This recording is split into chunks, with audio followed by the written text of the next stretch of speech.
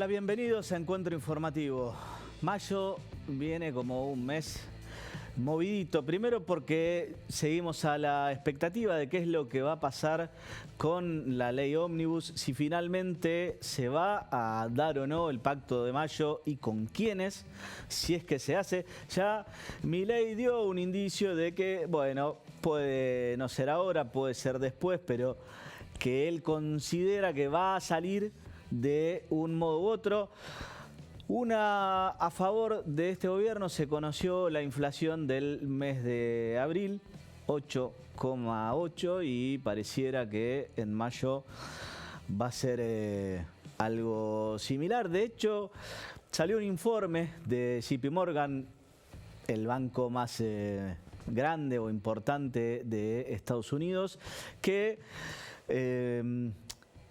dice lo siguiente, que se espera que la inflación en Argentina ronde anual el 155%, que considera que acá tenemos en pantalla el gráfico de la inflación interanual. Vemos desde mayo del año pasado a el pico de diciembre, atado obviamente a digamos, el aumento del dólar oficial, que recordemos duplicó su valor en diciembre de un solo saque. Eso lógicamente disparó la inflación de manera inmediata y cómo viene después paulatinamente bajando, hasta alcanzar en abril por primera vez una inflación de un dígito en, bueno, bastante tiempo, por lo menos la primera vez de este gobierno. Y como decía este informe de JP Morgan, lo que dice es que en el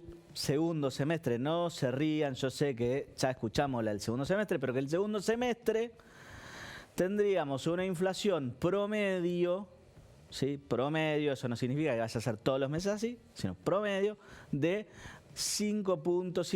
Esto terminaría en una inflación anual del 155. ¿Por qué? Porque lógicamente arrancamos muy alto en base a este tipo de informaciones.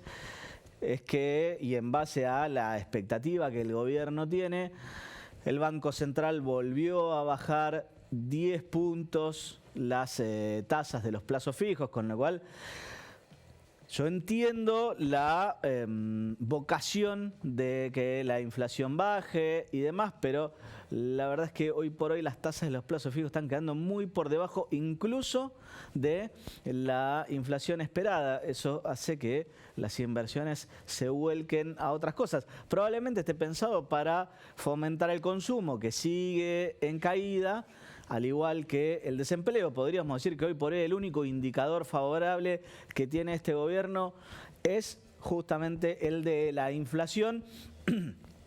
Dato que no es menor, porque consideremos que cuando hacían todos los sondeos previos a las elecciones el año pasado, la principal preocupación de los argentinos, no importaba cuál fuera la consultora, era la inflación.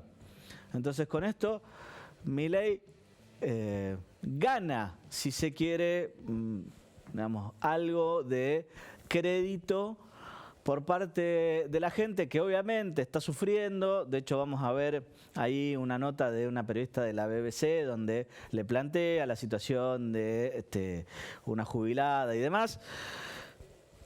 Pero hay que reconocer, hay un montón de factores. Ya hablamos en el programa anterior de que, bueno, hay muchas cosas que en realidad no se están pagando. Entonces, este déficit, digamos, esta baja del déficit también es medio ficticia. Lo tenemos a Adrián Men, con el que vamos a charlar esto y un montón de cosas más. Pero la realidad es que por primera vez en casi un año volvimos a tener un dígito de inflación, y esto le da por lo menos un poco de aire a este gobierno, que tiene un montón de problemas que no está resolviendo, pero que indudablemente cuando uno escucha a la gente en la calle, ¿qué es lo que te dicen? Pero está bajando la inflación. Mi nombre es Juan Pablo Godoy Vélez y así comienza Encuentro Informativo.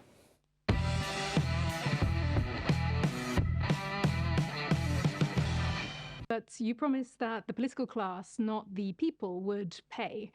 I spoke to a pensioner here who told me that in tears that this, in her words, was a lie, that with cuts to pensions, salaries, the value of people's money, it's people like her who are paying. What would you say to her? Bueno, la verdad es que eso es falso, que el ajuste más grande lo está pagando la corporación política. With respect, President, most analysts do agree that one of the biggest cuts, one of the ways you have achieved the fiscal surplus is through cutting pensions. It's made up about 35% of the cuts that have been introduced. A ver, digo, yo conozco las críticas y le estoy dando las respuestas a esas críticas infundadas que están haciendo. Solamente impacta en las jubilaciones y pensiones el 0,4% del PBI, es decir, que el 90% del ajuste recae en la casta. But I want to know specifically, what would you say to people right now? Would you say sorry? Would you say thank you to the people who are having to pay a lot more than they were previously as a result of the adjustment that's happening? Lo que pasa es que desde los medios de comunicación se miente intencionadamente y la gente toma esas mentiras que surgen de los medios de comunicación. Probablemente en el lugar del mundo donde más podrido está el periodismo, donde más operador, donde más mentiroso existe, es en Argentina, donde gran parte de los periodistas son, digamos, mentirosos y calumniadores seriales. Do you think women like her, for example, are lying, though, when they say they are now struggling to buy their basic groceries in the shops? Usted no puede hacer una evaluación macroeconómica por la situación particular de una gente. Eso se llama falacia del todo por la parte.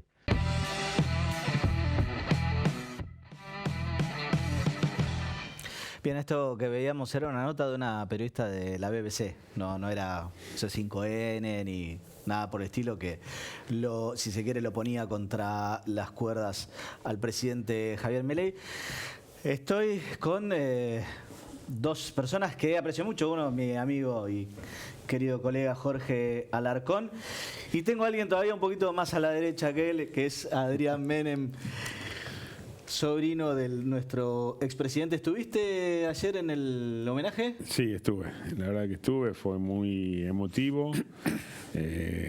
Creo que se puso en orden una realidad histórica que es el homenaje a Menem y ponerlo donde van los expresidentes, con su busto correspondiente, cosa que el kirchnerismo lo había secuestrado porque nunca lo quiso poner. Le correspondía y Milei, en un gran acto de valentía y respeto hacia toda la trayectoria del doctor Menem, fue él el que, gracias a él, al presidente Milei, se permitió que el busto ayer quede puesto en la Rosada en un espacio importante. Sí. Es una reivindicación a tantos años de críticas, de calumnias, de injurias, de demonización, de todo punto de vista, de mentiras, discriminaciones, de todo. Esto es... Bueno, te habrá tocado, ¿no?, sufrir en ese sentido por llevar el apellido. Me ha tocado también. Me ha tocado muchas cosas, me ha tocado ser discriminado también, es decir, pero bueno, siempre con el honor y con la frente bien alta de llevar el apellido de una persona que presidió a la Argentina y que llevó a cabo una de las transformaciones más grandes en la historia argentina, que fueron los 10 años de Menem, que para el presidente Milei los 6 primeros años fueron el mejor gobierno de la historia argentina y el segundo gobierno el tercer mejor gobierno de la historia. Así que muy contento con lo que sucedió ayer en Casa de Gobierno.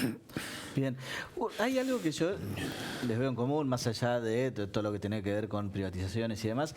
Durante el gobierno de Carlos se decía justamente que Eduardo era un poco no sé si el cerebro, pero el armador justamente en el Congreso, el que le lograba los consensos con un perfil, si se quiere, mucho más alto. Karina Milei también tiene un rol muy importante dentro de este gobierno e incluso, bueno, un perfil mucho más alto. A ver, desde el momento de que el presidente Milei a Karina le dice el jefe, en todos lados lo presenta como el jefe, marca la importancia de Karina Milei dentro del gabinete. Y bueno, esto tiene que ver, así como en la época de Menem, uno de sus colaboradores principales era el senador Menem, era el doctor Bauzá, Carlos Cora, Alberto Cohen. Bueno, hoy el presidente Milei es su hermana, que tiene una gran capacidad, y todo un equipo de gente que la acompaña. Estos son los equipos que arma el presidente cuando llega a un gobierno. Esto es lo normal y lo lógico que sucede en todos los gobiernos. Ya estamos llegando a estamos ya en los 6 meses de gobierno. ¿Cómo lo ves, lo que va del gobierno de Milei? A ver, el presidente Milei ha sido el presidente que no mintió en nada durante su campaña política, dijo lo que había que hacer, lo que iba a hacer,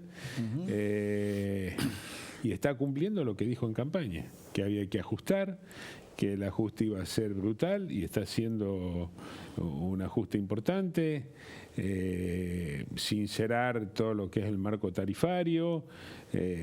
Lo que pasa que, yo se lo decía a un colega tuyo, Juan Pablo, la Argentina vivió 20 años de joda. Y 20 años de joda, en algún momento se pagan. Es como si vos salís de noche, te acostás tarde, tomás una copa de más, te acostás 6, 7 de la mañana. Bueno, al otro día el cuerpo te pasa la factura. Argentina fueron 20 años todos los días de joda.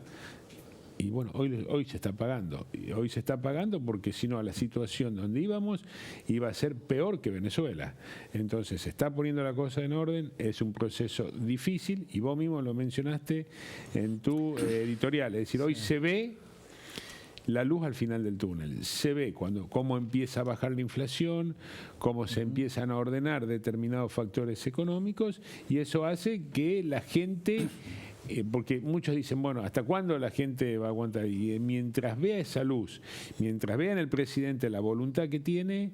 Sí, ojo, la luz también tiene que ir acompañada de que no la soga en el cuello apriete, pero no los termine asfixiando, porque cuando asfixie, por más que veamos la luz al final del camino, se acaba la paciencia. Yo creo que no va a haber la soga al cuello, como vos lo decías recién. Va a ser duro, sí, va a ser difícil, sí, pero en algún momento esto se tiene que hacer. Es decir, en algún momento vos no podías pagar un departamento acá en la ciudad de Buenos Aires, en una de las mejores zonas, pagaba 20, 30 pesos de luz o de gas.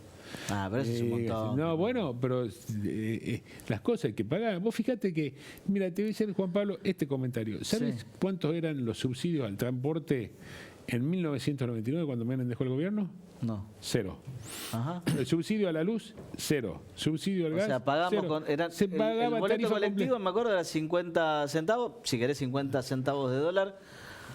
Era lo que salía en el mundo, porque hoy serían 500 pesos, ya las tarifas se están yendo arriba de eso. Porque internacionales, son precios internacionales. Vos vas a cualquier parte del mundo, cruza Uruguay, cruza Chile, y va a ver cuánto se paga un boleto de subte, de colectivo, de tren. En esto no hay mucha historia, hay que ir, y yo creo, bueno, el proceso es duro, pero yo creo que vamos en un buen camino. Y hoy la gente, hay toda una generación, hay 3 generaciones, Juan Pablo, que no saben lo que es vivir sin inflación. O sea, para los chicos que hoy tienen 20, 25 años, los que tienen 25 años, piensan que la inflación es lo normal. Es como el pájaro que nace en una jaula.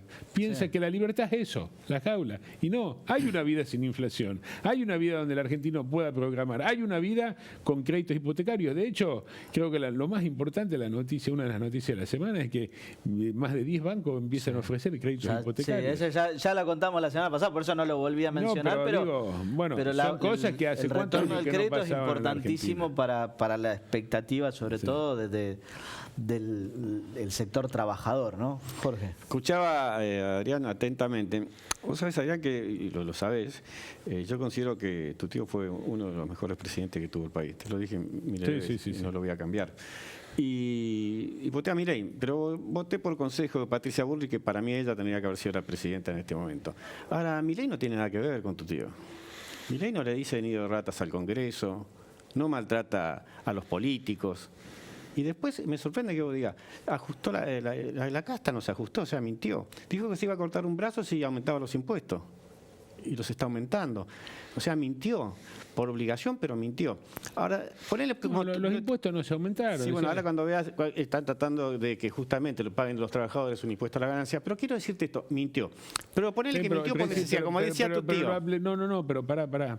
Jorge, los impuestos, él cuando se vota el impuesto a la ganancia, ¿y cuál dice? Dice que salvo el tema del impuesto a la ganancia, que es temporario, y lo explicó bien en su momento, es temporaria, esta vuelta al impuesto a las ganancias, todo lo demás él mantiene su posición. Él no, sí, bueno, no. Pero vos cuando aumentás la luz, el gas... No, bueno, pero si durante 20 años te regalan la luz y el gas, en algún momento hay que pagar los precios. Quiero decirte que te regalan no, porque yo en Corrientes ya se paga una cifra enorme y la gente está sufriendo este ajuste igual. El jubilado que le licuan la jubilación prácticamente lo lleva a una pobreza tremenda. Los sueldos más bajos, tu tío no hizo eso para nada. Al contrario, fue realmente una vez corta porque enseguida el trabajador empezó a sentir los beneficios de la política. Pero no quiero ir a ese tema porque me critican mucho por el hecho de criticar a Javier Milei. Ahora, digámoslo con sinceridad, ¿cuánto tiempo se va a aguantar este ajuste? Porque vos decís, bueno, se la tienen que aguantar, ¿se la tiene que aguantar quién? Sueldos miserables, $200 de salario, jubilaciones miserables, hoy aumenta el tren, aumenta el gas, las expensas cuando llega la clase media la está empezando a sufrir. Entonces, ¿dónde está esa B corta? ¿O cuál es el plan que va a hacer que sea B corta? Porque yo veo una L. Caen y quedan todos en el piso. Jorge, te hago una consulta volviendo a tu análisis. Vos lo acabas de decir y voy a volver sobre lo que vos dijiste, que Menem fue uno de los mejores presidentes de la historia. ¿Cuánto tiempo le llevó a Menem en ordenar el desastre que había dejado el radicalismo? Sí, me acuerdo. 2 años. ¿Y cuánto van de este gobierno? Bueno, pero ¿cuál es la diferencia? 5 meses. Entonces, lo que te digo es... ¿Sabes cómo se llamaba la mano derecha de Menem? ¿Cómo? Recién lo dijiste, Eduardo. No, ¿Qué hacía él? Él llamaba, lo más importante, Jorge, vos no podés ir al Congreso y decirle al radical que es un tarado, Jorge, que es un ladrón, que tiene problemas cognitivos. No, Adrián, es importante. Vos no podés ir al Congreso. Sí, hay una diferencia esencial. No estamos equivocando. Ustedes tenían equipo. Carlos fue un pacificador.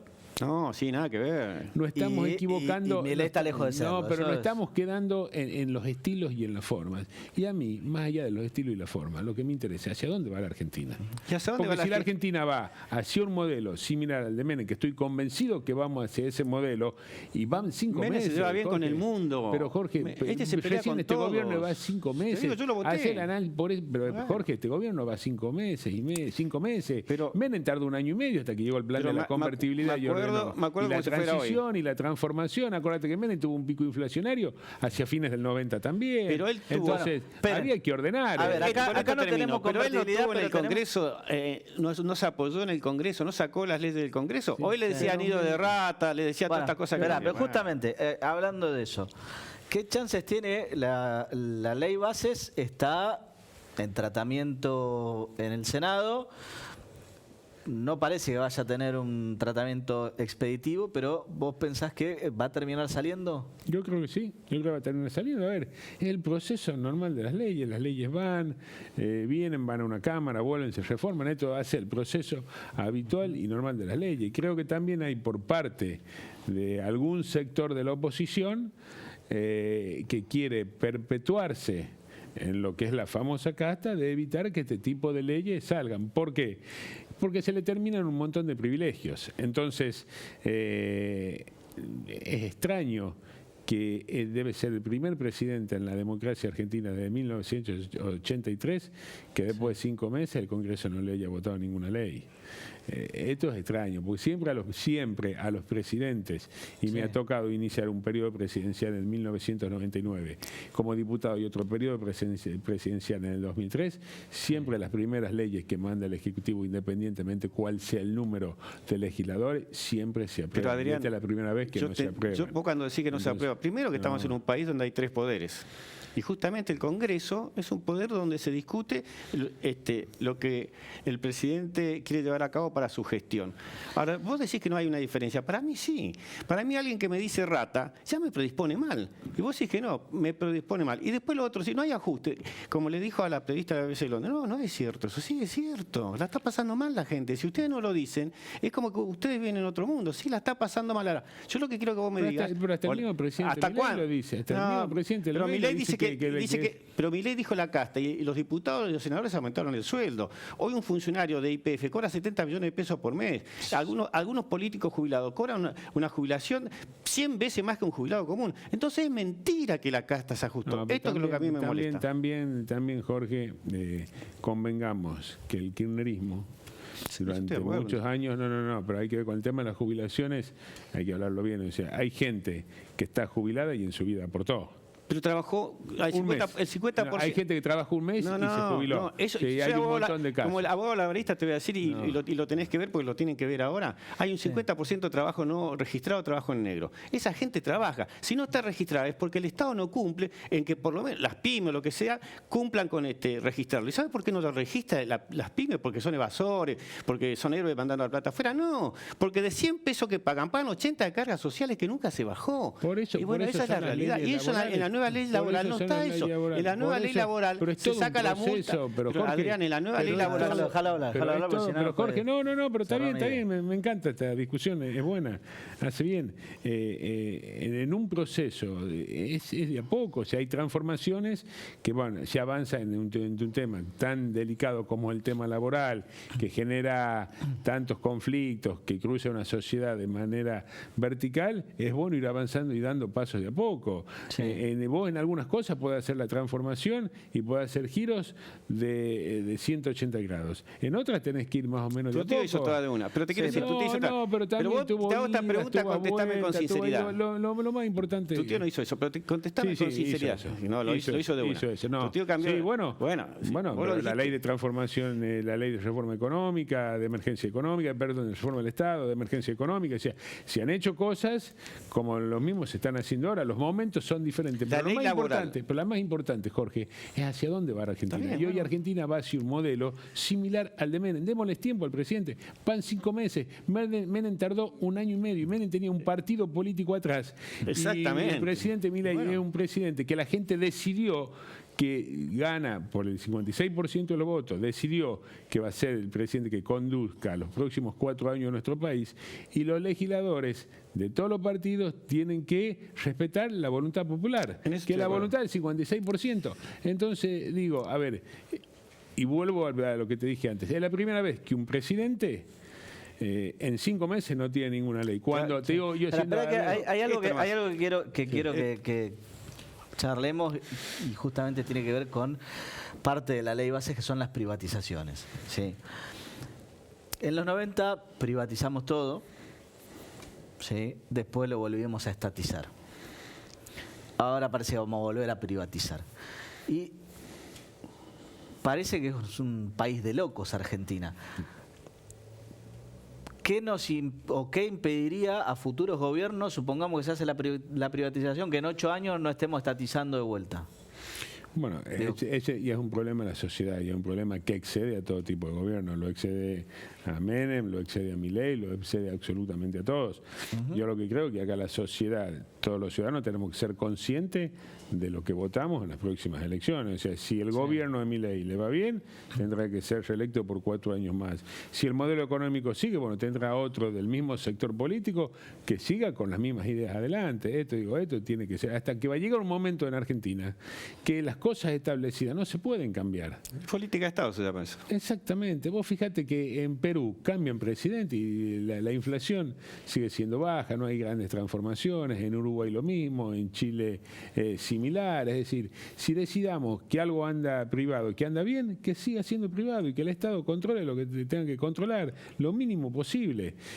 Eso es lo que llama política de Estado. Pero para política de Estado tiene que haber un gobierno que sea por muchos años, o hacer un pacto entre todos, que se respeten determinado tipo de políticas de Estado. Las privatizaciones, a ver, porque además eso da garantía a la gente que venga a invertir de afuera. O sea, ¿quién va a venir a invertir si no hay garantías en nuestro país? Se van a un lugar que sea más estable. Se van a Uruguay, se van a Paraguay, se van a Chile.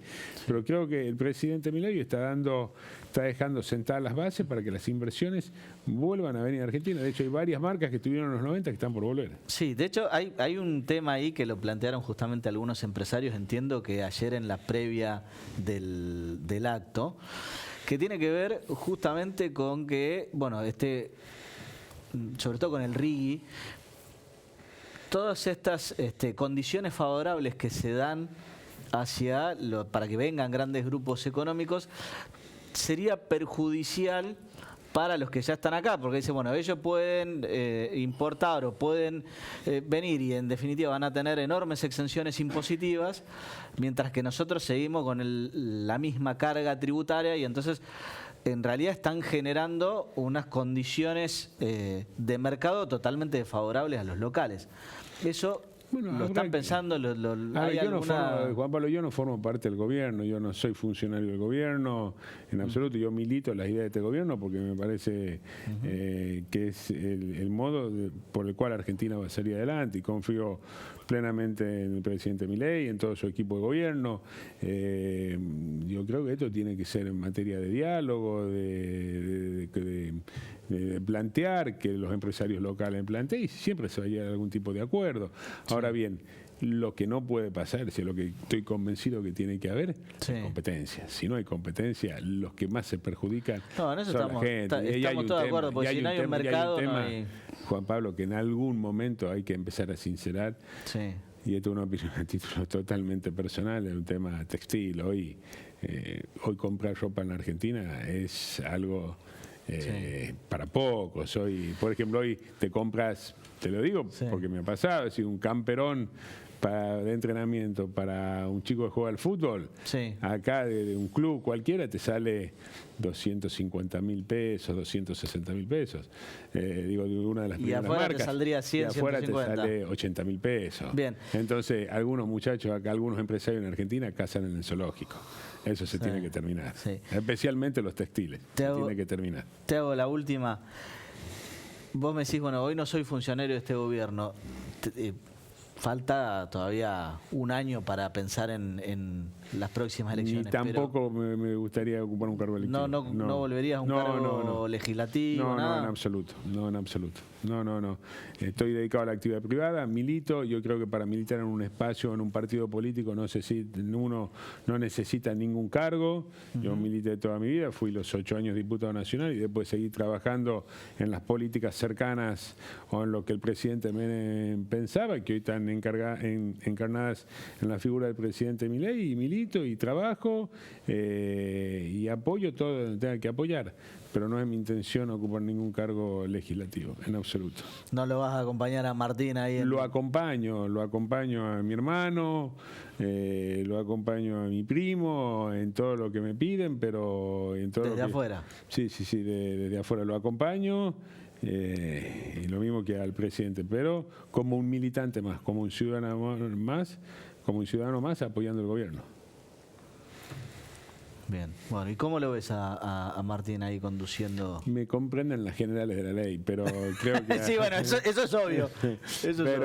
Creo que ha desarrollado una labor importante, es una persona de mucho diálogo, es una persona muy amable, una persona que le gusta tener buena relación con todo el mundo. Tiene la escuela de mi padre, al lado de mi hijo que presidió 10 años el Senado de la Nación. Bien, y le tocó en un contexto, una situación difícil, y la primera ley que le tocó como presidir fue la ley de bases, que creo que la ley más importante es la ley de reforma del Estado y emergencia económica. Entonces creo que ha hecho un papel extraordinario. Pero todo lo que yo diga van a ser flores desde ya. Sí. Bien. Bueno, tenemos que irnos a un corte breve, enseguida volvemos. Muchas gracias. Gracias.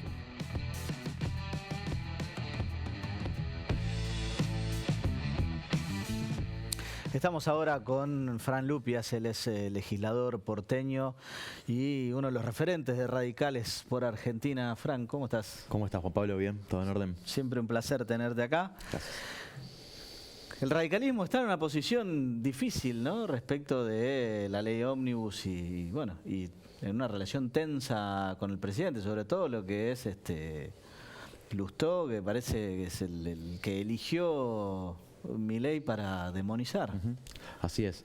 A ver, ley ómnibus es un tema que venimos trabajando hace mucho tiempo, bueno, sobre todo obviamente en el Congreso Nacional, tanto en la Cámara de Diputados como en senadores.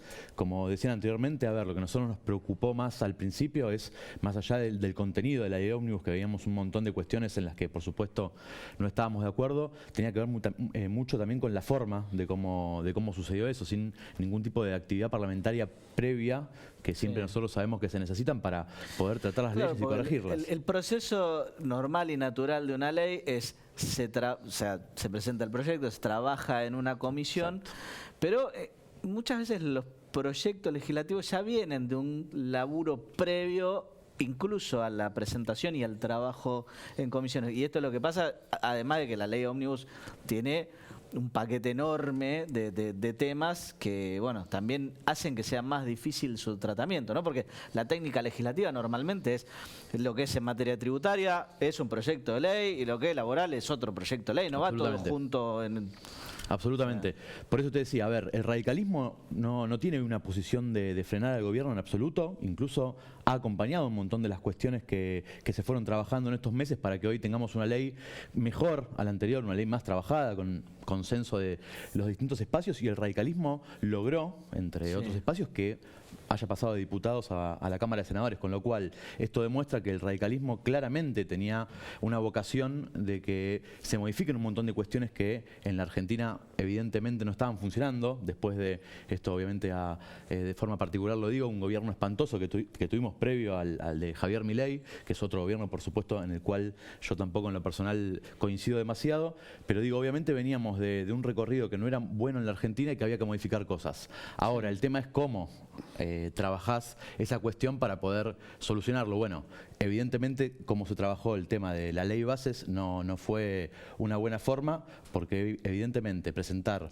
600 leyes en un paquete, alguna un poquito más, de un día para el otro era impracticable. Bueno, se trabajó evidentemente durante estos meses en la Cámara de Diputados para mejorar esa ley, para sacar leyes que creíamos que no eran convenientes, para llegar a una ley que sea más razonable y que pueda hoy estar ya en el Senado. Sí. Bueno, el debate en el Senado primero nos da cuenta de que es claramente distinto. Sí, es claramente distinto. No van a llevar el ritmo que imponga Milei, sino que van a manejar las cosas de acuerdo a los tiempos que a los senadores les parezca atinado. Lo cual me parece también que, digo, estamos en una discusión de una reforma del sistema legal argentino muy, muy grande. A veces cuando Adrián recién decía, bueno, nunca pasaron 5 meses sin que le aprueben a alguien ninguna ley. Bueno, lo que pasa es que acá este es un único paquete legislativo que cambia tantas cosas que no es tan simple que lo aprueben.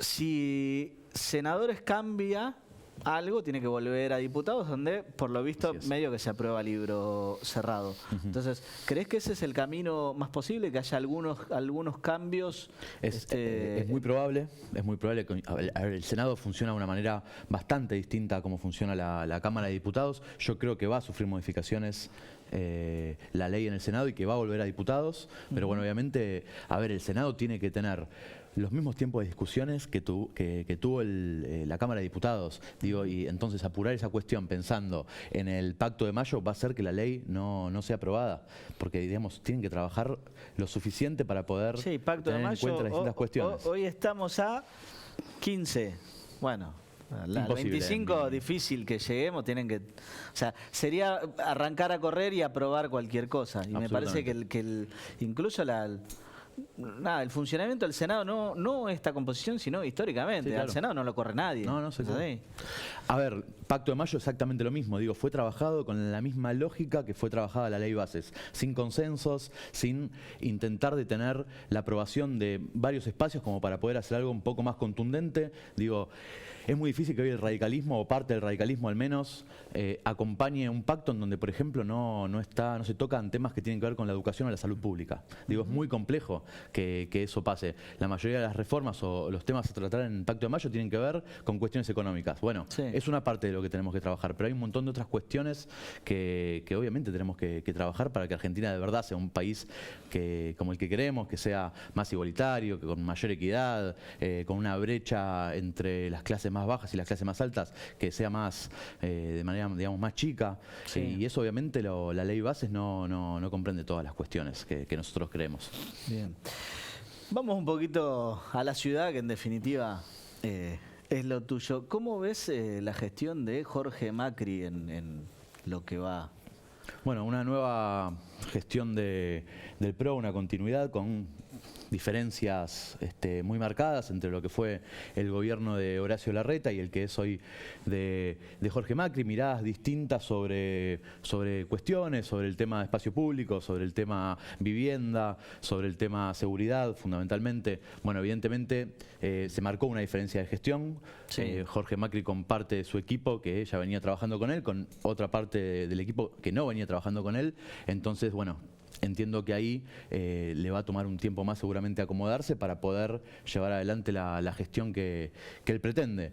Nosotros desde el radicalismo, como siempre, vamos a acompañar las cosas que creamos que son buenas para la ciudad y no vamos a acompañar seguramente las cosas que creemos que no son buenas. Lo mismo a nivel nacional.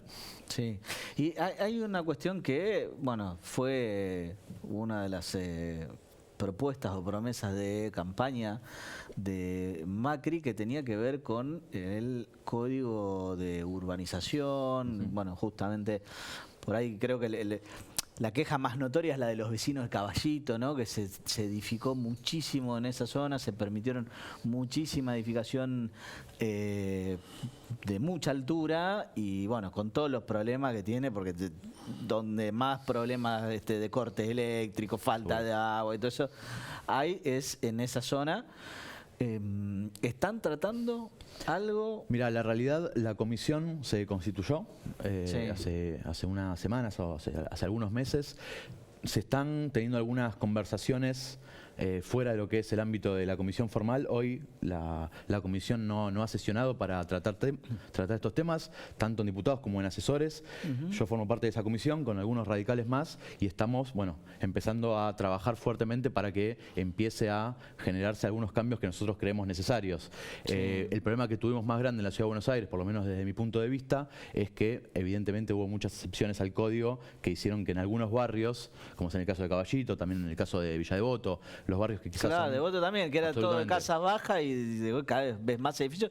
Y además, no de 5 o 6 pisos, alto, de Torres, 15, exacto. claro, de 15 pisos para arriba. Tiene que ver más seguramente con las excepciones que se daban al código que con el código en sí, pero bueno, la realidad es que más tarde o más temprano va a haber una reforma en ese código o se va a plantear una reforma en ese código para modificar algunas cosas que hoy creemos y muchos espacios creen que no están bien, pero bueno, también la legislatura va teniendo prioridades a medida que van pasando los días. Mañana tenemos sesión, se vota presupuesto, se designan autoridades en distintos lugares, se está tratando mucho el tema reiterancia, que el gobierno de la ciudad ya hizo algunas pronunciaciones con respecto al tema, con lo cual, bueno, hoy tenemos una legislatura distinta que La reiterancia en contraposición con lo que es la reincidencia, que para que haya reincidencia cuando se comete un delito tiene que haber una condena, y en cambio en la reiterancia, con el solo hecho de que se haya constatado la comisión de un delito previamente, ya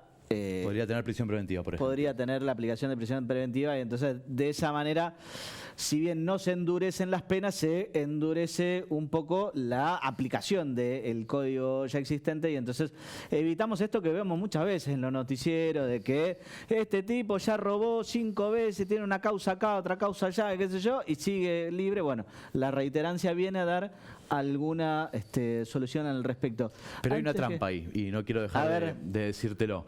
A ver, La letra chica, ese es la otro letra chica. programa, dale. Ustedes saben muy bien que nosotros hay muchos delitos que todavía no tenemos traspasados a la Ciudad de Buenos Aires. Sí. Los delitos que hoy tenemos tienen que ver más con cuestiones de, por ejemplo, del mal funcionamiento de un funcionario público, o algunos otros delitos que no tienen que ver con esto que vos decís, de esta cuestión de inconsciente colectivo de la sociedad, en donde dice el ladrón roba Sí. Va a la comisaría, sale y vuelve a robar. Esta famosa puerta giratoria Sí. no es un delito que hoy tenemos en la Ciudad de Buenos Aires, con lo cual reiterancia no vendría hoy a solucionar esta aplicar a cuestión. Entonces eso es muy importante decirlo, independientemente de que lo mismo. Estamos trabajando para mejorar una ley que llegó del Ejecutivo y que entre todos los espacios, sobre todo la Comisión de Justicia y la Comisión de Asuntos Constitucionales, están trabajando para mejorar esa ley, que tenga más sentido y que, bueno, en definitiva, también se apruebe en la legislatura, ¿no? Que me Sí, parece sí, que es algo que me importante. parece que tiene consenso porque es lo que la gente pide. Te hago una última cortita porque me están corriendo del control. Está muy bien. Contame un poco cómo se está organizando el radicalismo hoy, que bueno, me parece que viene ganando un poquito de protagonismo en los últimos años. Absolutamente. A ver, hoy tenemos 5 gobernadores, todos lo saben. La realidad es que eso es una modificación absoluta de lo que el radicalismo venía haciendo, sobre todo en la década pasada, donde, bueno, evidentemente después del 2001 tuvimos un cimbronazo muy grande. Hoy tenemos un radicalismo mucho más fortalecido, con intendentes en todas las provincias de la República Argentina, con 5 gobernadores, con legisladores en la ciudad, con legisladores en el resto de las provincias, diputados nacionales, senadores, y como siempre el radicalismo con una fuerte militancia de base, que es lo que hace motorizar al radicalismo a nivel nacional. Y por supuesto pronunciándose políticamente cuando tiene que hacerlo en las distintas cuestiones que van pasando. Fran, muchas gracias por a venir. ustedes. Que anden Ahora los invito a ver este informe que se viene Alarcón con todo.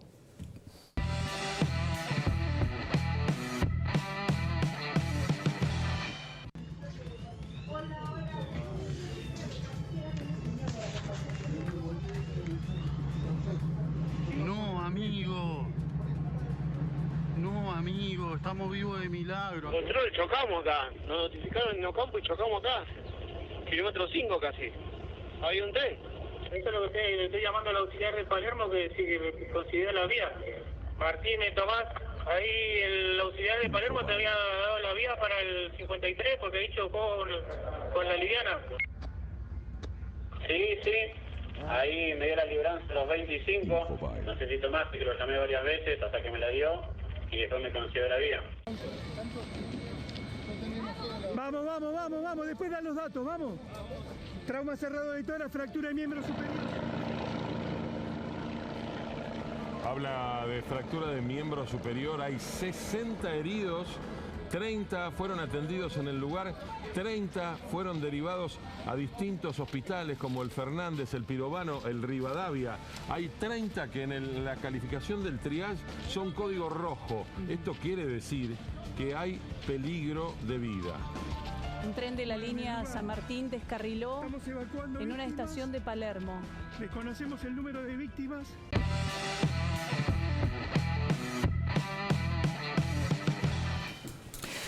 Jorge Alarcón viene siguiendo hace rato el tema de los trenes, entre las cosas raras que tienes, amigo del pollo sobrero, al igual que este conductor, y por eso alguna información tenemos. ¿Por qué se dio este choque de Palermo?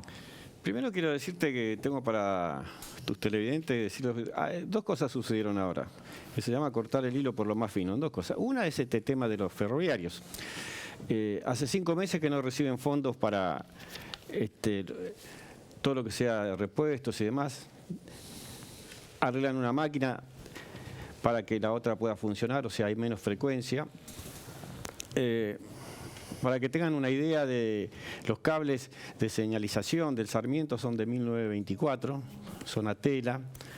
Los trabajadores vienen denunciando esto del 2019, vienen diciendo que puede, de hecho el Pueblo Sobrero lo dijo en otro canal de televisión, que esto puede convertirse en un 11, lo dijo el día anterior.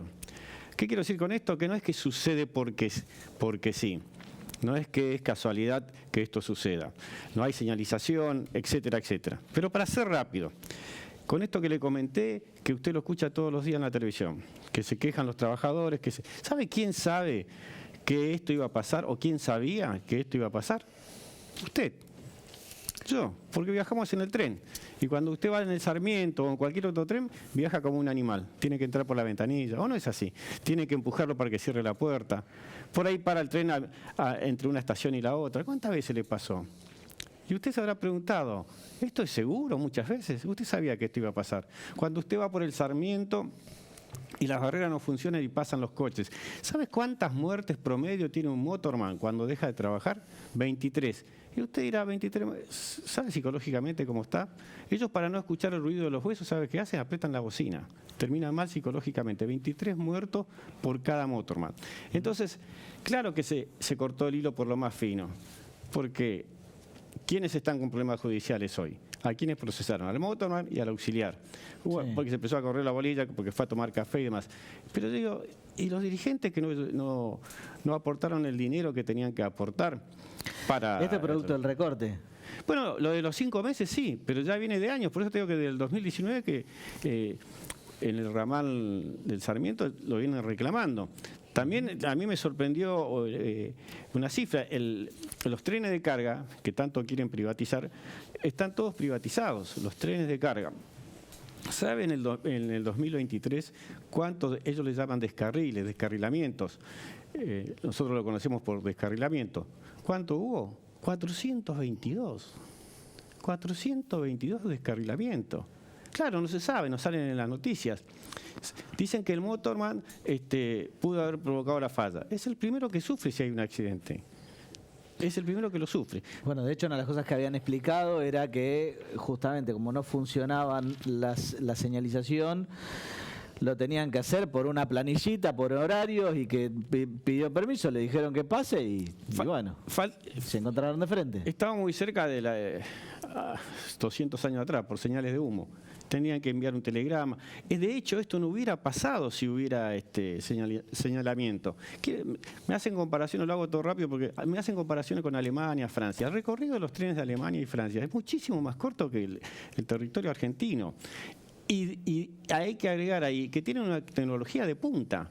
Acá todavía estamos con el banderidero señalando cuándo puede bajar la barrera y cuándo no, que no funciona. Repito, porque tiene que quedar muy bien claro. 23 muertos cada motorman que se va. Por eso digo que cortaron por lo más fino. Y si me dejaste, digo cuál es la otra parte que cortaron también por lo más fino. A ver, decime. Bueno, usted sabe, señora Nacional, que en este momento se está discutiendo, todos los canales de televisión, por supuesto, descubrieron que los piqueteros o los dirigentes piqueteros se quedan con parte del dinero, que fue un gran negocio. A mí me llama la atención porque todo el mundo lo sabía. De hecho, los periodistas cuando preguntaban en cada marcha que había, la gente le decía, no, yo vengo porque me pagan, etcétera, etcétera. Los planes no sacaron a la gente de la pobreza. Yo lo denominé planes vagar. No sacaron a la gente de la pobreza. Al contrario, lo mantuvieron en ella y lo hicieron rehenes de la política. Pero ahora, recién, no. Años, y todo el mundo lo sabe. Acuérdense en el gobierno de Macri cómo aumentaron los planes sociales. ¿Por qué? Por esta extorsión. No es nueva esta extorsión. ¿Y por qué digo que cortaron el hilo por lo más fino? Y con esto termino. Le voy a dar 4 apellidos. Quiero saber si están procesados. Billy Boni, ¿está procesado? Pérsico, ¿está procesado? Menéndez, ¿está procesado? Grabois, ¿está procesado? Alderete, ¿está procesado? Se da cuenta que en los 2 casos cortaron el hilo por lo más fino. Muy bien, Jorge. Muchísimas gracias. Ahora los invito a ver un informe más. Bueno, vamos sin informe. Acá me cantan por cucaracha. Tengo el enemigo del otro lado, quiero que lo sepan. Y vamos a hablar de la situación de los abogados de la Ciudad de Buenos Aires. Tengo conmigo a Gastón Ricciardi y Alejandro Cangelosi, 2 colegas, amigos también. Hoy la verdad que es una tarde de amigos que, bueno, vienen con un reclamo. Ellos son delegados de la Procuración de la Ciudad de Buenos Aires y no están muy contentos con el último anuncio que hizo Jorge Macri respecto de los honorarios profesionales. No, para nada. Imagínate que el descontento en los abogados de la Procuración, que son alrededor de 450, y los 100 mandatarios, que son los primeros afectados en todo esto, la noticia que el jefe de gobierno dio sobre la baja de honorarios ha provocado un malestar en todos estos profesionales. Sí. Y no un malestar porque no entendemos la problemática del sistema, sino que es generar un ingreso indigno a estos profesionales. Sí. Ahora hay una cuestión del anuncio, corregime si me equivoco. Lo que explicó es lo siguiente: cuando el caso ¿sí?, que se lleva a juicio, dio un ejemplo el jefe de gobierno de una ejecución por 50.000 pesos, es por un monto muy bajo, como el honorario tomado en función de la unidad de medida le resulta alto respecto del valor del proceso, entonces ahí se lo baja a un valor porcentual. Ahora, cuando ese mismo criterio generaría unos honorarios muy interesantes porque hay ejecuciones por muchísima plata, entonces ahí sí es por unidad de medida. Entonces, cuando es por poca plata tienen que perder y cuando es por mucha plata tienen que perder. Siempre perder. A ver, lo que pasa, vamos a partir de una base, hay una desinformación total por parte de las autoridades del GCBA con relación a los contribuyentes. Ajá. O sea, el señor jefe de gobierno viene, hace un lindo evento donde junta a toda la gente y comenta que va a haber un beneficio para aquellos que tienen problemas para poder cumplir sus obligaciones fiscales. Sí. Lo que omite el señor jefe de gobierno es explicar que es probable que exista en el mes de junio un aumento del avalúo o un aumento de las patentes y que eso va a incrementar también en el bolsillo del contribuyente. Omite también explicar el señor jefe de gobierno. Menos mal que pagué la BL de entrada. Exacto, porque también lo que se genera es que hay como una falta de conducta fiscal, porque al contribuyente que paga, que es casi el 75% de la ciudad de Buenos Aires, no tiene beneficio. Y yo me pregunto, ¿para qué pago mis impuestos? Si después sale una moratoria y pago sin interés. Esto se dio como consecuencia también de que durante muchos años no subieron los intereses punitorios por una conducta fiscal. Claro. Y los intereses compensatorios. Bueno, lo que pasa es que hasta el último año y medio la inflación, si bien era alta, no era descomunal como viene siendo y entonces no era tan grave. Es cierto que también había una necesidad social que estaba ejecutada a través de una política fiscal, pero lo que acá lleva es que es el propio Ejecutivo el que transfiere esa deuda. La Procuración no tiene intervención alguna, los abogados no tenemos intervención alguna. Sí. Es la propia AGIP la que decide qué se transfiere, qué se ejecuta y qué se lleva. Sí. Lamentablemente hoy estamos en una situación totalmente desprotegida donde no se cumplió la palabra, porque acá hay algo más que recién lo decía el doctor Alarcón, que es la desinformación. Sí. La desinformación constante que se genera como consecuencia de ¿qué? De decir algo que en realidad nunca lo voy a poder cumplir o lo voy a modificar, pero lo que queda en el televidente o lo que queda en el ciudadano es la primera información que diste y omiten todo lo demás. Sí. Por ejemplo, acá se llegó a un acuerdo, se había llegado a un acuerdo con el ministro de Justicia. Sí. Y con el presidente del Colegio Público de Abogados. Lamentablemente decidió cambiar ese acuerdo que había con todos los abogados, tanto de la Asociación de Abogados y de Profesionales y Abogados de la Procuración General, con el Sindicato de SUTECBA, con la Asociación de Mandatarios y con el Colegio Público de Abogados.